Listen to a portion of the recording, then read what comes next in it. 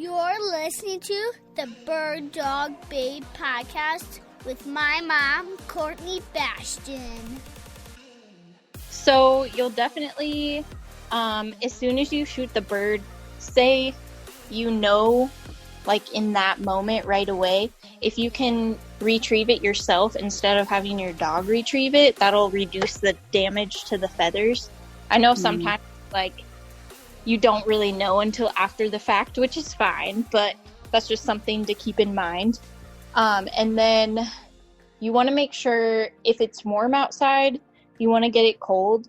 So if you happen to have a cooler with ice, if you can get it on ice as soon as you can, that's awesome. Otherwise, if you just get it frozen, you'll want to take the head and tuck it under the wing, so that once it's frozen, it doesn't, the head can't break off when it's frozen. Hey, bird dog babes. My name is Courtney Bastion, and I am obsessed with all things bird dogs. And I'm here with you to share the stories, experiences, knowledge, and opinions from the women and a few guys in the industry that are killing it. I'm a Wisconsin girl living in a Montana world. I'm mom and two incredible kiddos, wife and occasional assistant to a pro gun dog trainer, traveling the U.S. talking about canine nutrition while hunting, breeding, and competing with my German wire hair pointers and Bracco Italianos. As someone who started hunting later in life because I wanted to give my dogs the opportunity to do what they were bred to do, I'm here to help inspire, educate, and connect women to get their bird dogs out in the field and experience a bond like no other. So pour yourself a glass of wine and get ready to be challenged and encouraged while you learn. This is the Bird Dog Babe podcast. I had such an amazing weekend up in Kalispell, Montana at Excel Shooting Sports, with owner Tracy Kienitz, Siren brand manager Lynn Green, and Siren pro staffer Amy Smith, and of course the nearly 50 women who attended. The smiles at the end of each day were a great testament to becoming comfortable and confident with a shotgun. Tracy is always happy to do one-on-ones if you would prefer that over the group setting that we were in this weekend, so please reach out to her if you'd like to set that up. Our next event is on Saturday, August 15th, which is the Women, Wine, and Wild Game event presented by Walton's, to discuss the launch of a Montana Women on the Wing Pheasants Forever chapter. We will be hunting over broke dogs during the day with the help of the Big Sky and Montana Sharptail NAVDA chapters. Then you will take your birds to the cleaning station provided by the Flathead Valley Pheasants Forever chapter, do some gun demos and fitting, then learn to prep and cook our day's harvest that afternoon, and enjoy dinner with wine while discussing the prospective chapter's plans and goals. Registration will be available later this week. It's $75 for full event hunting over the dogs, or $50 for the limited registration for just the dinner, wine, and discussion. As someone who has never had an animal mounted, I was not only curious about the technique and detail, but mainly what's the best way to prepare or preserve the bird if it's one that I like to have mounted. I've heard some horror stories of bad taxidermy, so I went searching for a good taxidermist to help answer my questions. Turns out I didn't have to look very far, literally, like up the hill from my house. Even more cool than that, it's a woman in a male-dominated industry, and she grew up hunting with German short-hair pointers. My guest today is Nikki Scheer of Twisted Antler Taxidermy Studio and a pro staffer of Huntin Wives. Nikki is a truly genuine person with an amazing appreciation for the beauty of nature and animals and attention to detail. Talk about someone that is passionate about what they do. She is without a doubt someone I will not hesitate to call when I'm ready to have a mount done. And honestly, now I'm just anxious to get a beautiful bird into Nikki's hands this fall because I can't wait to own one of her masterpieces. Let's get after it. Thank you to sponsor Dakota 283, unparalleled protection for traveling to and from your favorite hunting spot.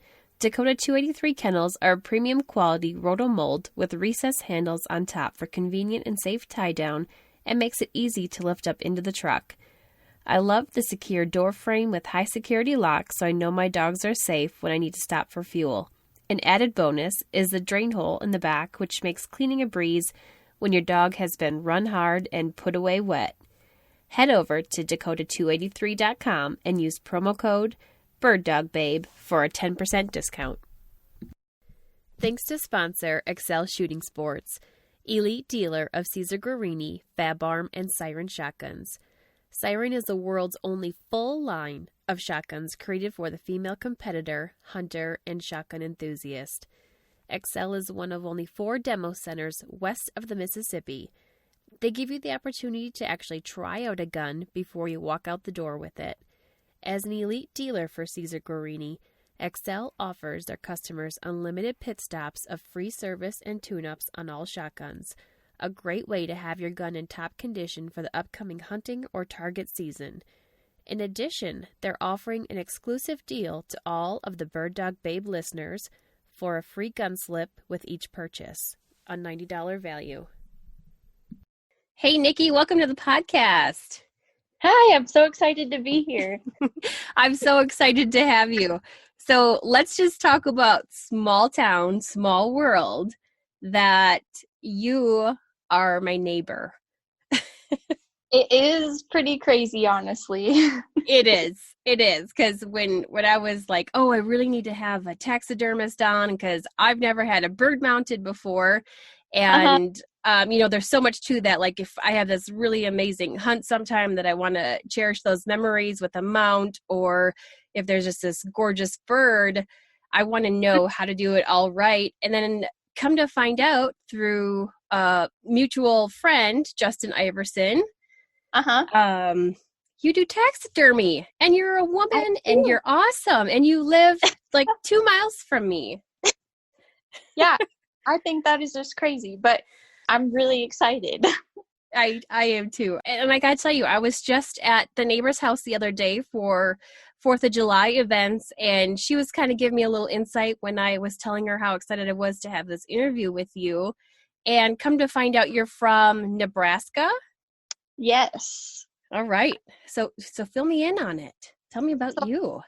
I grew up in Nebraska, and I moved to Montana almost 3 years ago. My husband and I, we kind of knew we always wanted to move west, but we weren't exactly sure where. And we went hunting in Wyoming with a family friend for a few years and basically fell in love with the mountains. And we ended up taking a vacation to Montana, and I did not want to go home after that vacation. So where was your vacation at? We kind of went all over. We worked our way from Yellowstone up to Glacier and then back down. And yeah, so we stopped in a lot of places. But we ended up in this area mostly because of where my husband could find work. But I really love it here a lot. So I think it was a great decision that we made. I mean, and I don't want to push our location too much because I love this little quiet oasis that nobody knows about. So True. we're just going to leave it at that. But let's just say we live in this crazy middle of nowhere place of this most adorable valley with the most amazing people ever. And we'll just leave that right there. Sounds good. So you moved here from Nebraska. And so did you do hunting while you were there? I did. I grew up in a family that did a lot of pheasant hunting and deer hunting. We basically survived off of deer meat growing up, and we did a lot of pheasant hunting on my grandpa's farm. But I hadn't done a lot of big game hunting like elk until about 6 years ago. And so I feel like I still don't know very much about that, but I'm getting there. Yeah, I mean, it's somebody like I'm hoping to do it this fall, but I'm just kind of afraid, like I just don't know nearly enough to get out there. So I think I'm just going to try to spend most of my time spotting and stalking with somebody for the most part of it, just to kind of learn. Is that how you learned about it, or what Yep. kind of Yeah, route did you go? I've learned mostly through other people who already knew what they were doing. They've kind of guided us in a sense. They've taught us areas to go, but then also, I guess, how to do it as well. When it comes to calling, I've learned all of that on YouTube, and I'm still not very good at it, but it actually works even if you're not very good. So don't be afraid to call. Did you grow up with bird dogs? I did. So what'd you have? My dad has German short hairs. He had or has? He has. He still has. So he still has. So so how old were you when you started hunting? I started going along when I was 10. And when my sisters and I, when we were younger, my dad would let us carry our BB gun so then we could practice carrying the gun. And then once we took hunter safety, then we were able to carry a shotgun. So I actually started hunting once I turned 12. That's awesome. And so you've had short hairs since that age? Yes. Do you have bird dogs now? I do not. I have miniature Australian Shepherds. Oh my gosh. I love them. They're awesome. They are awesome. How many do you have? I have 2. I have my goodness. a male and a female named Bridger and Paisley. That's awesome. So cute. But do you bird hunt here in Montana? I have not bird hunted here. So what's the reason for that? I guess I haven't really tried. Okay. I should though. You should. Well, let's do it. I mean, I know somebody with bird dogs, and and we have some the most amazing grouse population right in our backyard. We should do that. That would be so fun. Let's do it. And then maybe eventually I can even talk you to adding a bird dog in your life again. Yeah, that would be awesome. So what do you all have under your belt as far as what you've hunted then, besides pheasant and elk? So far, pheasant, elk, deer, turkey. What else? I guess that's most of it. Oh, and antelope as well. I got my first antelope this year. I've hunted bear, but I haven't been successful with that yet. With which one? Bear? With bear, yeah. Yeah. Yeah, like bear are my nemesis. You know a little bit about my story with the bear and my goat, so there's definitely that. So did you hang around our location or did you go elsewhere for that? We've traveled quite a bit actually. We've done a lot around our area, but then we've also gone down towards Big Sky. We've gone over to Whitehall, and then this fall we're going to be hunting in the Missouri River Breaks for elk. So I'm really excited for that. Very cool. Another little side note, tell me about the Huntin Wives thing, that you're involved with that. I want to hear, I'm intrigued with that part of it.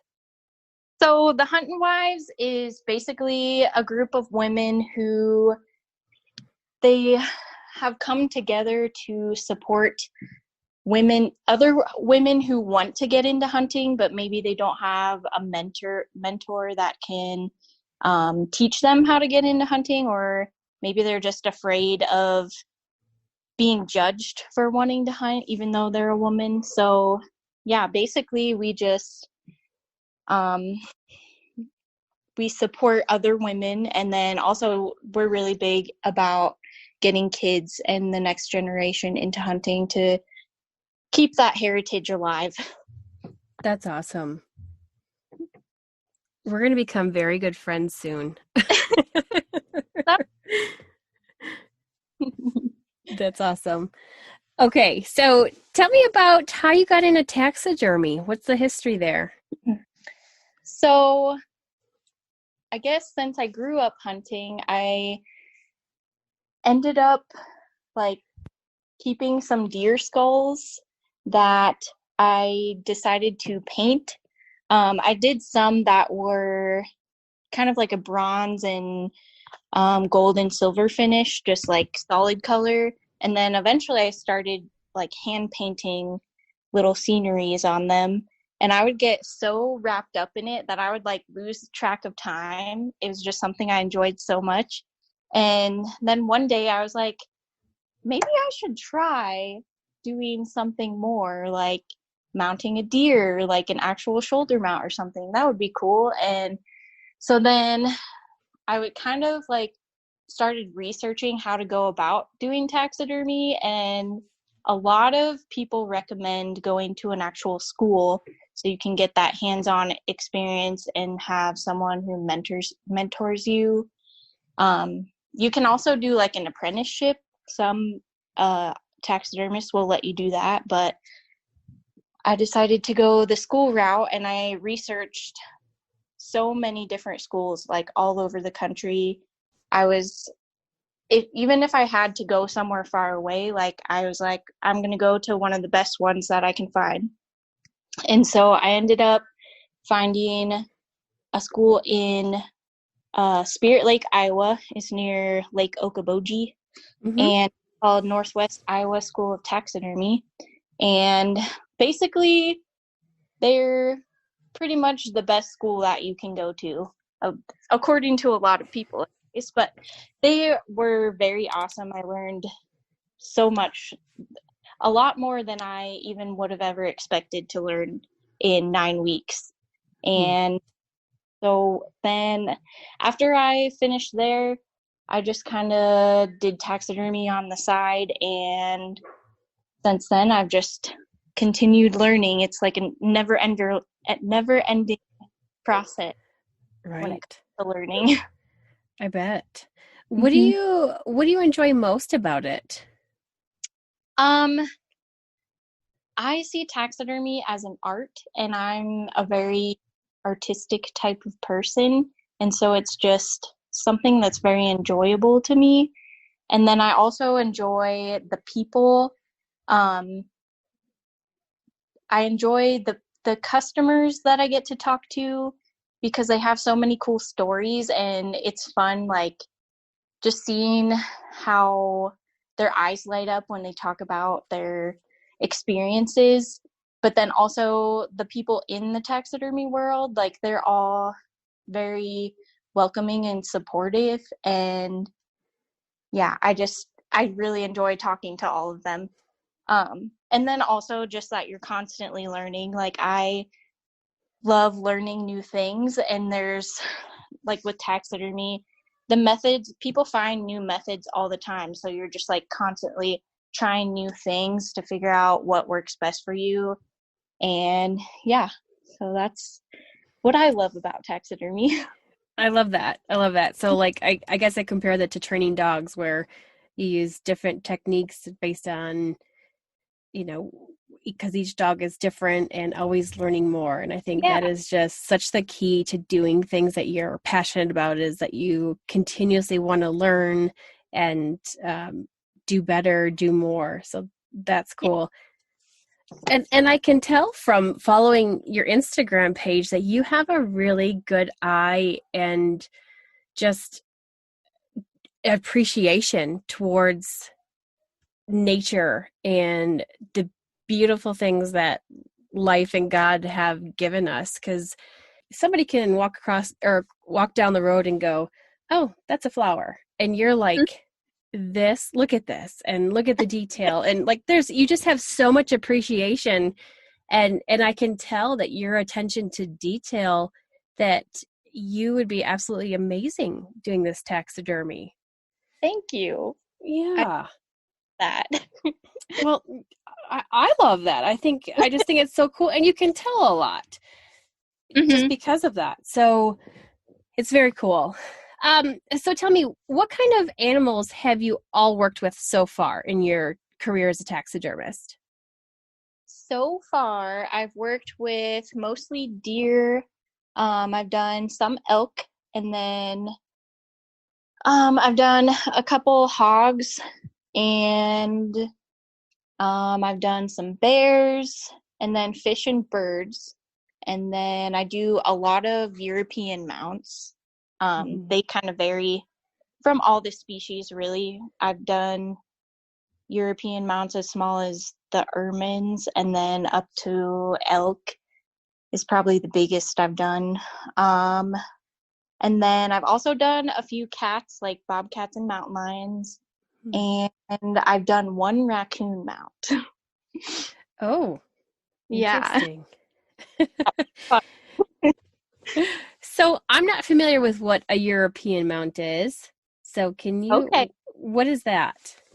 So a European mount is basically the skull, and all the meat and skin and everything is cleaned off the skull, and then you just hang that on the wall, displayed. Usually people will have them whitened so that the bones are all nice and pretty. But yeah, hang them up on the wall the way they are. They look really cool. Okay. Yeah, so it's not the full head, it's just the skull then. Correct. Cool. Got it. So out of those, what have you found was the easiest and most difficult animal to work on? I would say the easiest would probably be deer shoulder mounts, just because they're usually pretty repetitive when it comes to the process. I mean, all animals are different, but in general, a deer is very similar to another deer, I guess. And the process is just a lot quicker and more simple. And then the hardest, I would say, would be birds, just because they're so delicate. Like wood ducks, for example, their skin is so thin, you have to be so careful, and they tend to be a little frustrating if you're not careful. That's so interesting because like I've only commented a couple times about if I ever shoot a wood duck, I'm having it mounted. Yeah, they are beautiful. They really are, but they're challenging. They are. Yeah, well, I'm so excited to hopefully be able to give you that challenge. Sounds good. So, and that's actually a big reason why I wanted to talk to you, Nikki, because so I've never had a bird mounted before, but you know, I think of, well, what if there is that one hunt that was so incredibly special? You know, I get a mixed bag, or whether it is just the most beautiful bird I've ever seen, and I want to preserve and honor that animal by having it mounted. And so, you know, you go through the thought process of, so after I shoot it, what do I do next? And that's what I'm hoping that you can help teach us or me about today.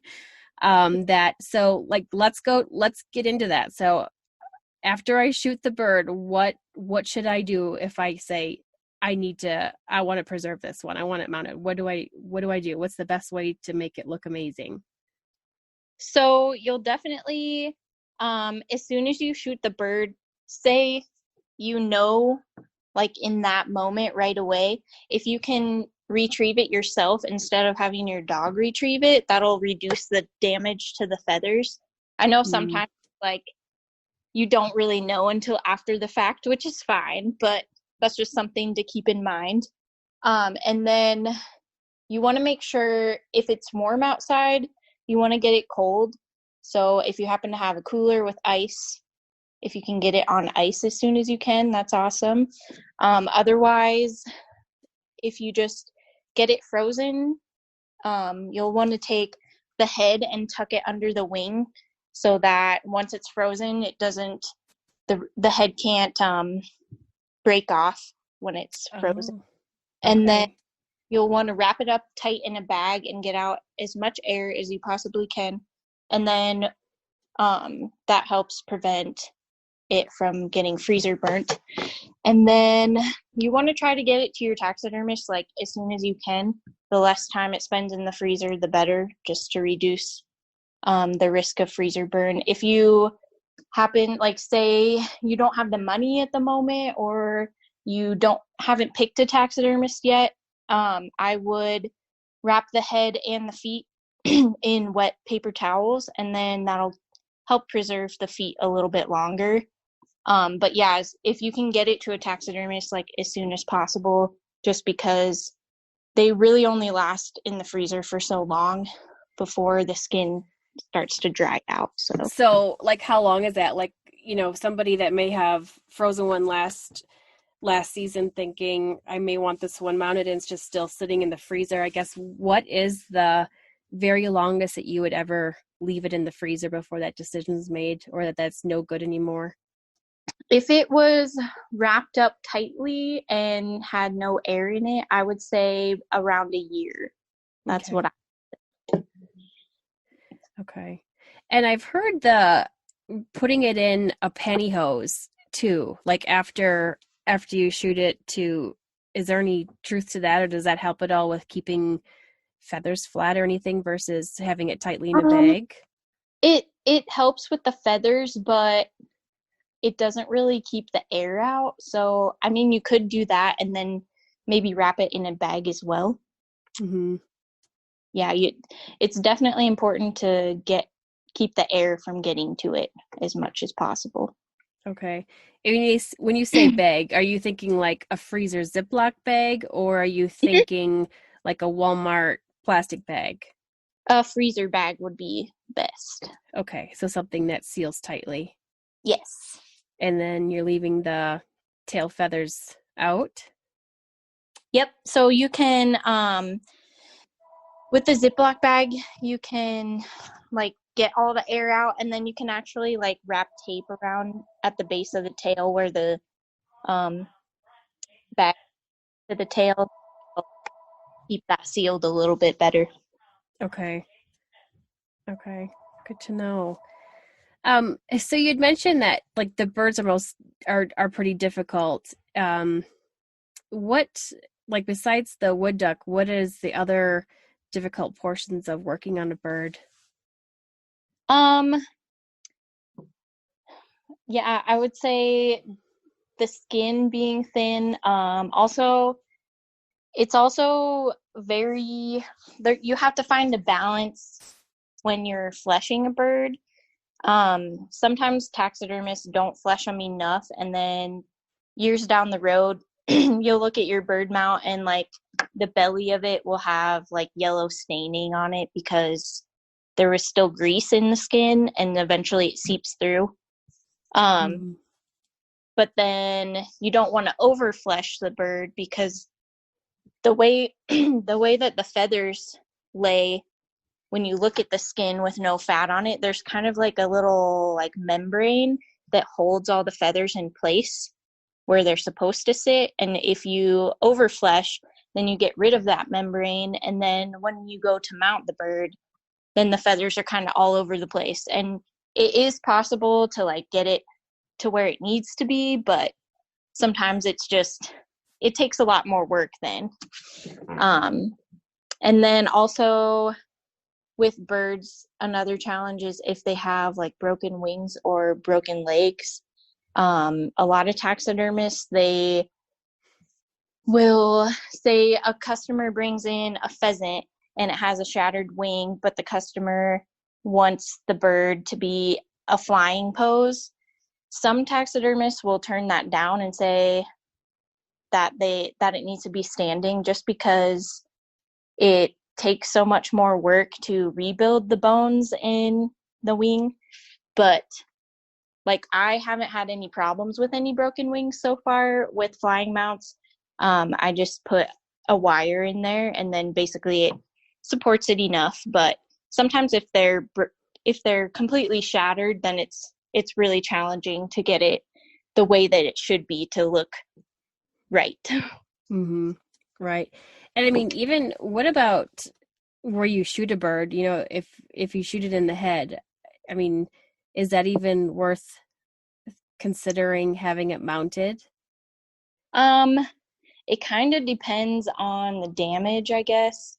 If there's like a lot of missing feathers, then I personally wouldn't choose to mount that bird just because you can't, it's hard to cover that up, I guess, and to make it actually look good. Right. Mm-hmm. Okay.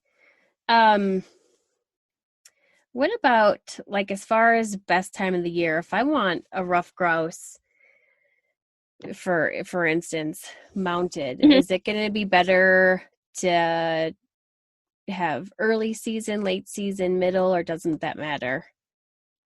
I would say for anything, the later in the season, the better, just because they have more of that plumage built up, and so it's just going to look fuller.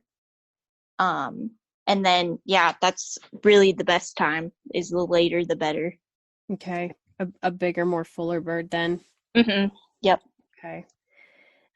What about, and this might be an odd or obvious question, but what about bird meat? So, we hunt for the Mm-hmm. meat, and can we clean them? Can we breast them out, or do you want everything intact? I would prefer to have the whole bird, Okay. because if somebody else like breasts it out, then they might cause damage that is hard to repair. So yeah, preferably the whole entire bird is what Okay. would like. Yeah. And I guess that's kind of a, what would you say, maybe mixed emotion part of it, because we're out there as a hunter for the meat, right? Mm-hmm. But I guess it's also, on the flip side, a way to honor that animal and to have them preserved, to show that appreciation to it. So I guess to each their own on opinion of that, but Mm-hmm. it's kind of an interesting having different insights on that. Yes.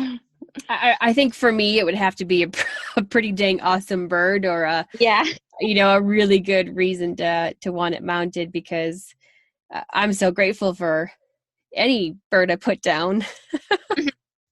That, Same. yeah. So, all right, let's get a little bit into the big game part of it. So, what about, on the same note, when you're field dressing? So for big game, like a deer, for example, if you want to do a shoulder mount, you want to make sure you leave plenty of skin. There's a lot of really good diagrams that you can find on the internet, and they'll list like step by step, like where exactly to cut. But what I always tell people is, when they tell you to cut like behind the shoulders, go even further, just so you know you have plenty of skin. And then you also want to be careful to not cut into the armpits, because their hair is so much thinner in the armpits, and so when you sew it up, it can tend to be a little more challenging to hide that seam. And then, yeah, basically you'll just skin them out all the way down to the head at the back of the skull, and then you'll cut it there and leave the head attached to the cape. If you're in a situation where you have to completely cape it out, you can, but most taxidermists recommend like keeping the face part on, like the face skin on the skull, because if you cut holes in that, it might not look as pretty. Okay. And you want to make sure that you get it cool as soon as you can. If you're camping somewhere for a few more days and you don't have ice that you can use for it, at least like get it in the shade or somewhere cool. And then also, another big thing is, if you're deer hunting and you aren't very far from your truck, so you're going to drag the deer, try to make sure that you don't drag it on the shoulders, because I've had so many deer that come into my shop and they have like it's not necessarily like bald, but you can just see where it like scraped along logs and like rocks and stuff as they drug it out. So that's something else that's definitely pretty important, I would say, just to have a good looking mount. Right. And I was going to ask you too, like, what's your biggest pet peeve of being a taxidermist of, oh my gosh, if people would only, and would you say that that's it for you, or would it be something else? That's definitely one of them for sure. Okay. Yeah. I guess one of my biggest ones is for a pet peeve is just like it has to go with people choosing their taxidermist. People tend to, they go for basically the cheapest option, and usually that ends up not turning out very well. So that's my personal biggest pet peeve. Mm-hmm. So what's a good, and only because I wouldn't know better, like, so I had the bear done, like, what's a good way to know if you had a good taxidermist or not? So one thing that I would say to look for is if you're going to their shop before you like decide, you want to look at how clean and organized their shop is, because if they take the time to keep their shop clean, then they're going to take care of your animal and they're going to go above and beyond with the work. If it's someone who their shop is like a complete mess, then that means they don't care. So then they're just going to take your mount and they'll be like, oh, it's good enough, and then give it back to you. And also, you want to look up close at their work. A lot of people will look from a distance, like if there's a deer up on the wall. I mean, it's kind of hard to get close, but if you are able to get close, like if you can look closely at the eyes and the nose and the lips on like a deer, or like a bird, if you look closely at the head, it's easy to pick out little things that might be a mistake, I guess. Okay. Some people, I guess they don't really know exactly what to look for. But like for a deer, with the finish work, which is basically when a taxidermist paints around the eyes and ears and nose to make the flesh look alive again, like you'll want to look for some depth in the color, like the fleshy tones, I guess. Okay. So should that, like the nose, like on a deer, should that be shiny or dull? It should be shiny because Okay. they'll have wet noses. Mm-hmm. It's good to know. I don't know much about this, but I have noticed that difference in a couple mounts that I've seen. So cool. Cool. What about, tell me about the Beetles for skulls, because we got our bear skull back and we're told that it was had beetles. Does that sound right? Yep, that's Okay. right. Do you have beetles? I do have beetles. Oh man, So, how many beetles do you have, Nikki? honestly, I have no idea. I got years ago, and when I bought mine, I think I got 1,000 of them, maybe. I don't remember the exact number, but they repopulate so quickly that they're just everywhere in there. So it's basically impossible to tell how many there are. But like so say I put a deer head in there, I'll skin it out, I'll cut the eyes out. I try to cut off some of the meat so that the process goes a little bit faster.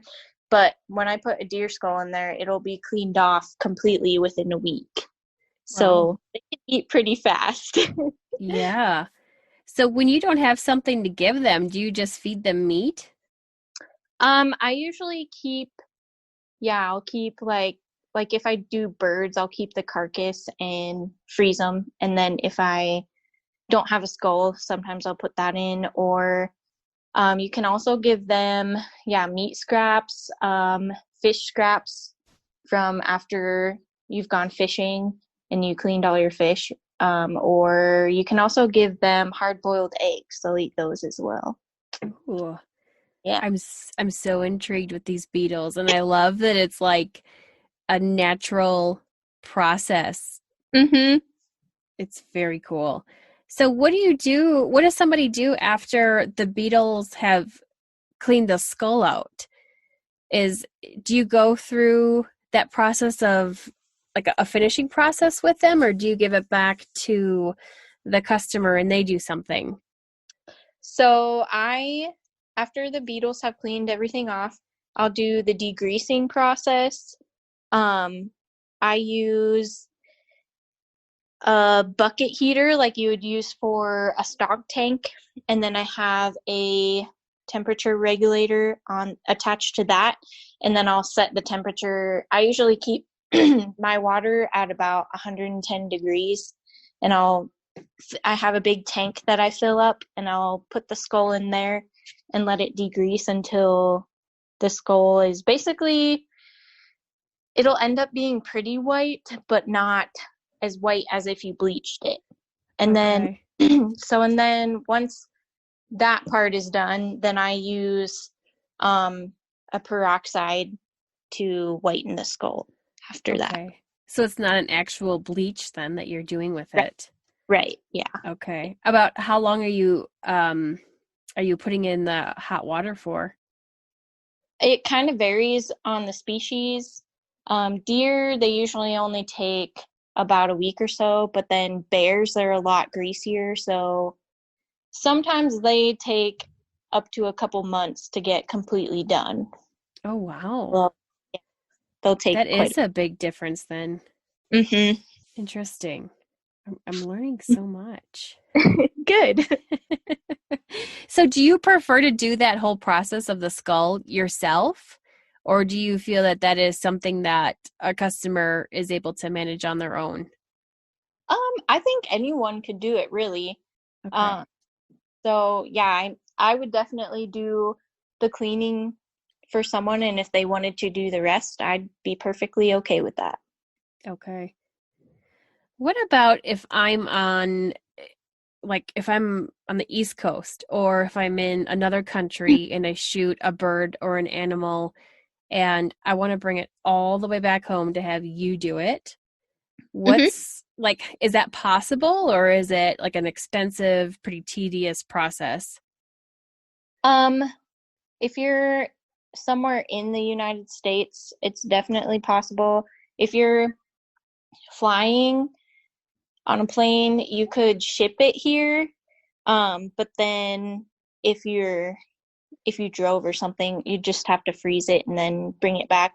But then when it comes to outside of the country, that definitely gets more complicated. With birds, if the country is one of the countries affected by the bird flu, then you can't bring it into the United States. Pretty good list of countries. I don't know them off the top of my head, but Okay. then otherwise, there are special permits required for a taxidermist to import animals from a different country, which I currently do not have. I don't really have the demand to pay for those. And it's also a lot of paperwork. But yeah, but it is possible. So Okay. Yeah. I just think of it because some friends in the UK have invited us to come on a bird hunt over there, and and I almost think it'd be one of those experiences where it's like, oh, I really want to have a mount and have this experience with me. So yeah, that would be so cool. Yeah. So with that situation, would it still make sense to put it on ice and ship it to you? Yes. Okay. So like tight styrofoam container of some sort and with ice in it. Yep. Yeah, and if you can frozen ahead of time, that'd be better. But Right.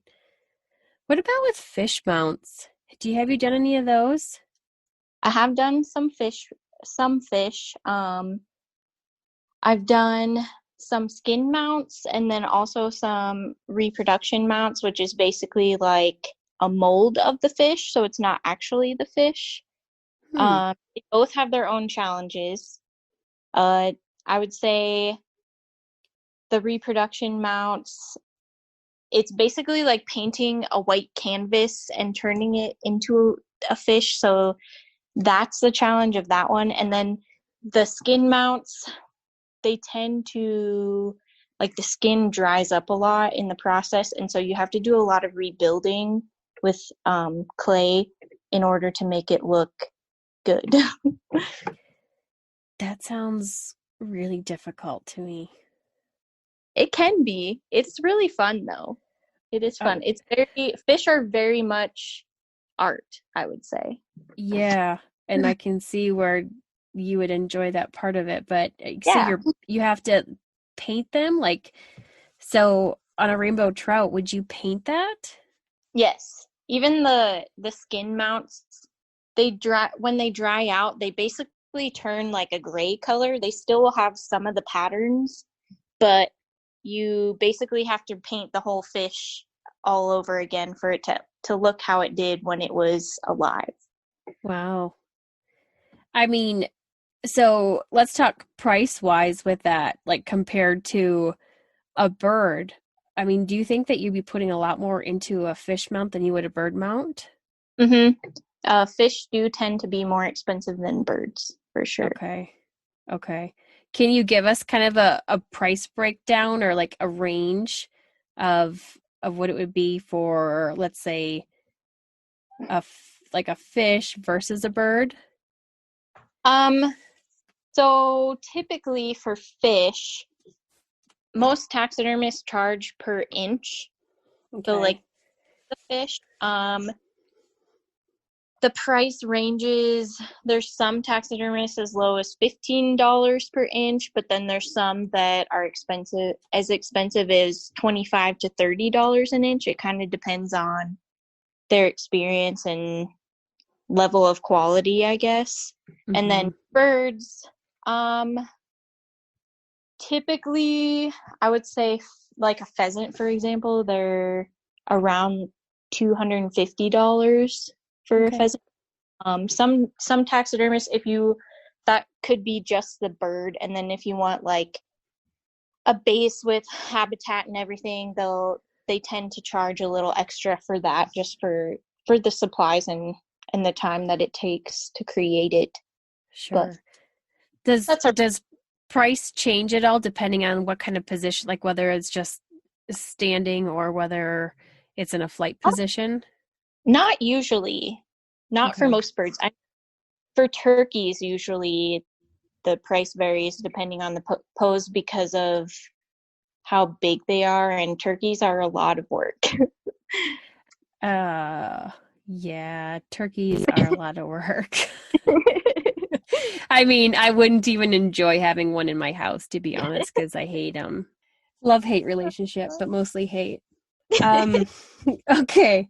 What about, so you talked a little bit previously on choosing, things to look at on like quality taxidermists. Is there anything else that, if for some reason somebody wouldn't bring their bird or their fish or their animal to you, which I don't know why you wouldn't, because clearly you're amazing and you have incredible attention to detail, but Thank you. if they would have to look elsewhere, what's something to look for or ask them? I would say definitely like try to get to know their personality a little bit. If they're someone who's very like open and welcoming, someone that you feel comfortable with, that you could see yourself working with for a long time, like that's a kind of person that you definitely want to choose, just because, like, personally, I like to build a relationship with my customers so that they keep coming back, so they feel comfortable coming to my shop and chatting with me and like they're not afraid to come talk to me. Like that's how I want that relationship to be. Otherwise, if you like, if they have like a website or a Facebook page or something, like go through and read their reviews. Most taxidermists have reviews, and I mean, usually they're mostly good. But sometimes there are taxidermists out there who don't have very good reputations when it comes to getting your stuff back to you, or sometimes they don't have very good communication, and that just kind of, it makes it not fun. So I just think those things are important for sure. Yeah. And I think like anything, I mean, is this something where somebody needs an education or a certification to be able to become a taxidermist, or can they just decide one day, I want to do this, and they do it without an education? So you don't have to like go to a school, or you don't have to do an apprenticeship. There's a lot of like DVDs and videos you can learn off of, or there's this magazine called the Breakthrough magazine, and they have literally books of any taxidermy related thing you can think of. And there's a lot of people who have learned that way, but you do have to, in most states, which Montana is one of them, you do have to have a license. So Okay. And do they have to just apply for a license of filling out paperwork, or do you have to prove that you've been in it for so long or anything? I think it varies on the state, but in Montana, what you do is fill out an application, and then they'll send you the license. So it's really simple to get one in Montana. Yeah, I find that a lot of things are simple in Montana. True. And that's why I love it here. Yeah, me too. Yeah. Okay, so let me ask a really kind of off the chart question. So I feel like there's this thing where people have a loved pet and have that same idea of, I love my dog or I love my cat and I want it in my living room after it passes. Have you come across that topic? I have had a few people ask me that. But personally, I have always turned them down just because I feel like pets are so much more sentimental. And if I'm not able to make that pet look exactly how it was before, then I feel like that would be really disappointing to the customer. So, yeah. I mean, what a great perspective there. But it's a thing. Do you hear about it often? Yeah, there's some pages on Facebook that a bunch of taxidermists post on, and there's a lot of people who post like pet dogs and pet cats. I've even seen horses. Whoa. That's mostly what I've seen for pets. It seems like those people do a really good job. I think there's some that specialize in that, so they know what they're doing. But yeah, there's definitely a demand for that. It's just something that I don't quite feel comfortable with, I guess. Yeah, understandable. And not that I'm asking because I'm interested. It's just I've come across it, and I mean, hey, that's cool if you want to remember your animal that way. You do you, but Yep. I respect your outlook on that because you're exactly right. And you think because, a dog that you've had for 15 years and every single thing about them and even their expression and how they look at you, and you're exactly right. What if, yeah. Okay. Let's scrap that part up. Okay. What else, Nikki? Is there anything else you wanted to add that I might be missing? That I just might not have known about to ask you that you think our listeners should or would want to hear? I feel like we covered things really well. Okay. I think questions that you've asked have been very good questions. Okay. And I'm by no means a big game person, so my focus here was a lot of bird because I'm a birder. But That's great. but I think, if people have more questions about that, then absolutely give Nikki a call or reach out. Yeah, sure. Because I have no doubt that you'd be more than happy to help them with that. Definitely. And on that note, Nikki, where can we find you? Instagram, Facebook, website. Tell us how we can find you and about your business. So I am on Instagram as Nikki Scheer 406. And then my business is called Twisted Antler Taxidermy. I do have a Facebook page, but I do not have a website yet. So okay. You can find me on Facebook. I'm not the greatest at posting pictures of my work, but I'm working on that part. So No, I get that. Well, thank you so much for doing this and teaching me and the listeners a lot about it, because I don't know how many others have had a bird mounted before, but you've definitely taught me a lot. And I think if I come across that special one, that I think I can make your life a little bit easier on you on having it presented properly, prepared, I should say. Because I would have never even thought about having, the head tucked under the wing, like you said. Mm-hmm. Yeah, that's something most people don't think of. Yeah. So I'm glad we did this, and I really appreciate your time and coming on. Thank you for having me. I've enjoyed chatting with you. And we'll have to catch up again soon, Nikki. I'm excited to pick your brain some more about other stuff. Alrighty. Thanks for listening to another episode of the Bird Dog Babe podcast. If you enjoyed this episode and learned something from the content, please share it with your friends. Please subscribe, rate, and review this podcast on whichever platform you're listening from. Check out the show notes for links to references from this episode, as well as info on how to connect through Facebook, Instagram, and YouTube. If you're loving this podcast and want to support the production and content, please consider becoming one of my Patreon patrons. Being a patron connects us more on a personal level, where I'm able to help answer questions and give advice. My husband William and I have bred, owned, and trained AKC Master Hunters, Field Champions, NAVDA VCs, and AKC Show Champions.